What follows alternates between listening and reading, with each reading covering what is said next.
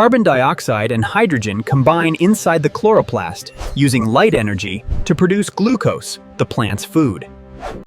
Oxygen is a byproduct of photosynthesis, essential for the survival of most living organisms.